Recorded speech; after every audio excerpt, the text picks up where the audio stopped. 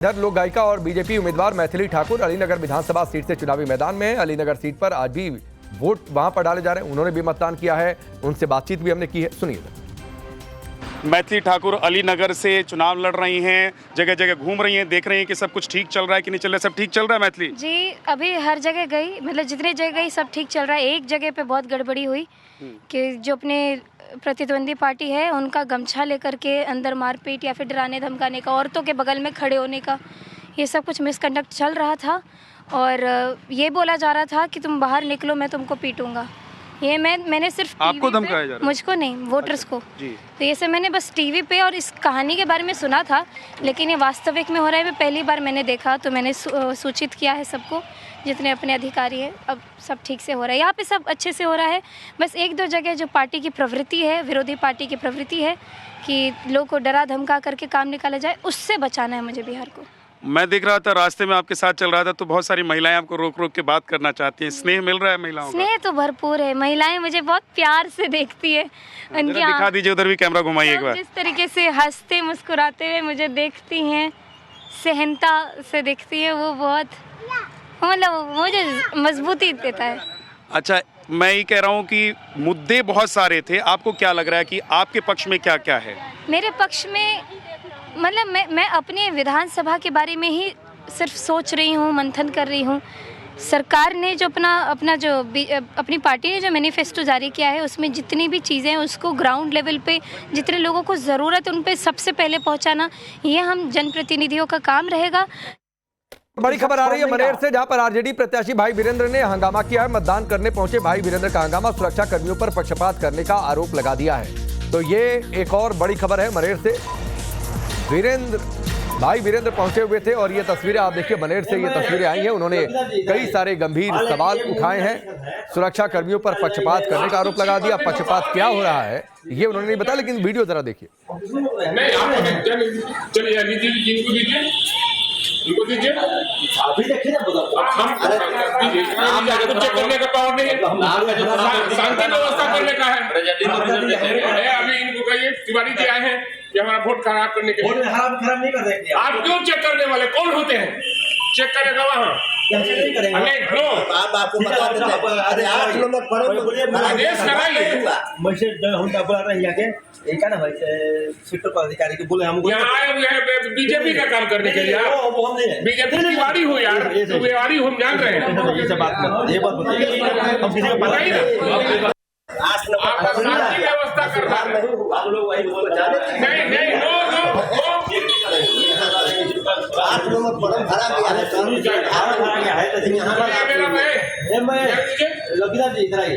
मान लें कि ये मुनी डाल लिखा है तो हम पे मुनी डालना ही है। आपको चेक करने का पावर नहीं है, इनको जाने दीजिए।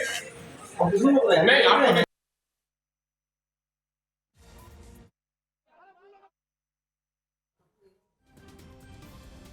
तो भाई वीरेंद्र को आप सुन रहे थे और मतदान करने पहुंचे हुए थे। वहां पर उन्होंने सुरक्षा कर्मियों पर पक्षपात करने का आरोप लगा दिया। एक महिला आगे जाना चाह रही थी, पुलिस उनके कुछ जो अधिकारी थे वो कागज देख रहे थे। उसके बाद ये पूरा हंगामा हो गया। लेकिन इसमें जो आपत्तिजनक क्या, जिस पर चर्चा आगे होगी कि तुम तिवारी हो इसलिए तुम ऐसा कर रहे हो, सुनिए जरा। पर्ची चेक करने का पावर नहीं है, वो भी हमारे मतदाताओं का पर्ची चेक करके बिलमा रहा है। और कई ऐसे जगह रिपोर्ट आई है कि 4 बूथ है इस विद्यालय में और 2 ही लाइन लगा है, एक महिला का एक पुरुष का। तो 4 बूथ का तो 4 लाइन अलग अलग लगना चाहिए। लेकिन ऑब्जर्वर से मैं कहूंगा आपके माध्यम से इसको देखिए, नहीं तो मैंने दिक्कत हो जाएगी। पर्ची चेक करने का पावर नहीं है, वो भी हमारे। तो भाई वीरेंद्र को आपने सुना, इसके बाद उन्होंने क्या कुछ बयान दिया था। बिहार की 121 सीटों पर मतदान जारी है। 122 सीटों पर दूसरे चरण का प्रचार भी ताबड़तोड़ तरीके से चल रहा है। बिहार में बुलडोजर से फूल बरसाना अच्छा लगा, इकरा हसन बोली है। हमारे यहाँ बुलडोजर से फूल नहीं बरसाए जाते हैं, ये बात उन्होंने कही है। एक तीर से कई निशाने साधने की कोशिश हो रही है। इकरा हसन प्रचार करने पहुंची है, सुनिए जरा। आज बहुत अच्छा लगा जिस तरीके से आपने बुलडोजर के माध्यम से हमारा फूल बरसाने का स्वागत किया। लेकिन हमारे यहाँ बुलडोजर फूल नहीं बरसाते। हमारे यहाँ इन बुलडोजर का इस्तेमाल किया जाता है घरों को तोड़ने के लिए, झूठे मुकदमे लगाए जाते हैं, मकान तोड़े जाते हैं, पूरी उम्र लग जाती है एक आम आदमी की, पूरी उम्र लग जाती है एक आम आदमी की एक मकान खड़ा करने में। और जो जल्लाद सरकार हमारे ऊपर उत्तर प्रदेश में है वो मिनट नहीं लगा रहे, लोगों को रोजगार उनका दूर कर रहे हैं, उनके मकान तोड़े जा रहे हैं, झूठे मुकदमे लगा लगा कर उन्हें जेल में डाला जा रहा है। अभी आप लोगों ने वो हाल नहीं देखा, अभी बिहार की जनता ने उत्तर प्रदेश जैसा भाजपा का राज नहीं देखा, इसीलिए मैं आपकी बेटी वहां से चलकर आई हूँ आपको आगाह करने के लिए, आपको ये जताने के लिए कि आप अपने ऊपर वो हाल मत आने दीजिए जो वहां हमारे ऊपर हो रहा है। तो इकरा हसन को आपने सुना। अमिताभ भूषण अब प्रधानमंत्री ने बेटियों से क्यों मिल लिया, इस पर भी अजय वर्मा को कांग्रेस को दिक्कत है। इनका बस चले तो ये वर्ल्ड कप भी रिशेड्यूल करवा देते कि नहीं 2 नवंबर को ही फाइनल क्यों हो गया। अच्छा जीत कैसे गए, बिहार चुनाव चल रहा था, अरे ये भी जीत गए तो गड़बड़ हो गया। मैं आगे बोलूं या और? नहीं तो ऐसा है राकेश भाई, आपके जेहन में होगा। हाँ। राकेश भाई आप जानते होंगे लालू यादव कहते थे कि हमारा वोटर टीवी नहीं देखता है, वो अखबार नहीं पढ़ता है। हाँ। तो लालू जी का वोटर, महागठबंधन का वोटर अखबार टीवी तो देखता नहीं है, पढ़ता नहीं है।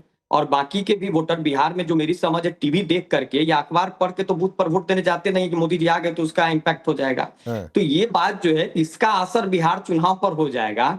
कहने के लिए हम कुछ भी कह सकते हैं, लेकिन मैं जो समझता हूं कि कोई भी वोटर प्रधानमंत्री की या लालू जी की तस्वीर देख के वोट नहीं जाता है डालने के लिए, कि वो देख लेंगे और तब उसके हिसाब से तय कर लेंगे, पहली बात।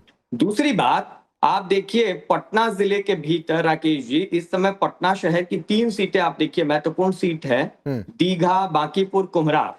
इस तीनों सीट पर आप देखेंगे तो पटना जिले में सबसे कम मतदान इन्हीं तीनों सीटों पर अभी तक हो रहा है। एक जगह जनसुराज के प्रत्याशी सिन्हा साहब की चर्चा है, शिक्षाविद हैं, और दूसरी जगह दीघा में सीपीआई-एमएल की प्रत्याशी दिव्या गौतम लड़ रही हैं, तो उसकी चर्चा है संजीव चौरसिया के सामने। नितिन नवीन की सीट की चर्चा है। अब आप देखिए कि पटना में तमाम पार्टियों के दिग्गज रहते हैं, तमाम पार्टियों के दिग्गज चुनाव लड़ रहे हैं, तो बदलाव के लिए बिहार तैयार है और पटना की शहरी सीटों पर चलिए